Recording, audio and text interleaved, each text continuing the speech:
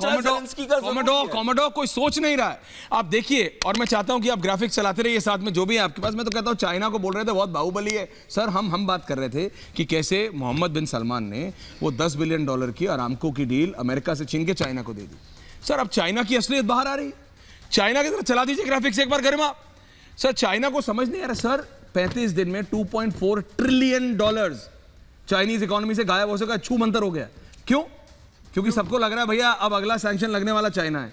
जो पहले सबका मित्र बनना चाह रहे थे, सब उसको आके हक करना चाह रहे थे, अब बोल रहे भाई दूर चल।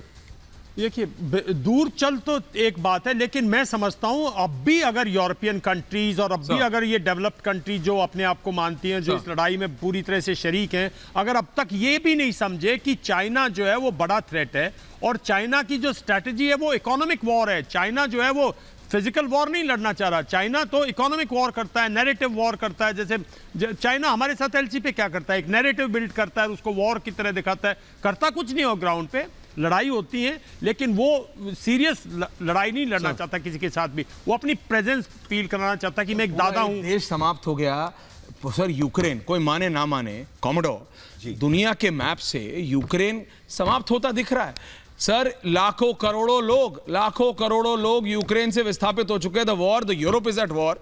यूरोपियंस को पहली बार लग रहा है जब blonde hair and blue eye sir, मतलब इधर से उधर हो रहे हैं, जब बेघर हो रहे हैं, तो उन्हें समझ आ रहा है कि वॉर होती क्या है पहली बार उनको सर। लेकिन इसी बीच चाइना का एक बड़ा बयान आया कॉमोडोर, उस पर मैं आपका रिएक्शन चाहूंगा। बड़ी ब्रेकिंग आ रही है।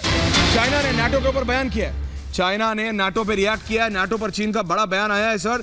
कहा 1990 के बाद नाटो को खत्म हो जाना चाहिए था। China is taking a war path. China साफ अटैक कर रहा है, वापस काउंटर कर रहा है। नाटो पर चीन के विदेश मंत्रालय ने कहा है रूस के विघटन के बाद NATO should have ended, should have been closed. कॉमोडो बिल्कुल, अभी हम थोड़ी देर पहले यही बात कर रहे थे कि 1991 के बाद क्या जरूरत थी नाटो को अपनी विस्तारवाद नीतियों को फॉलो करने की, क्या जरूरत थी ईस्टवर्ड जाने की। ये पर्टिकुलर सेंटेंस चीन का बिल्कुल सही है, लेकिन चीन ने जो अब इस समय पे ये बोल रहे हैं वो क्लियरली दिखा रहे हैं अमेरिका को और ईयू को, जो उनके ऊपर प्रेशर डाल रहा है कि आप रशिया के साथ सपोर्ट ना करें, आप रशिया का एक पैरेलल फाइनेंशियल सिस्टम ना बनाएं, आप जो सैंक्शंस हैं उसमें रशिया की ना मदद करें।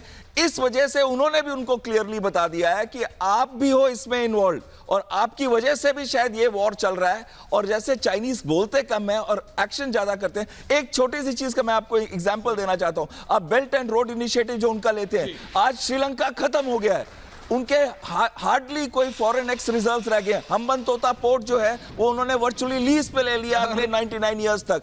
और श्रीलंका मान लेना चाहिए सर। पर इस समय मदद कौन कर रहा है? भारत, जनरल भारत। और भारत से लोगों को सीखना चाहिए। मैं आ रहा था इसी पे। मैं बात सुनो। चाइना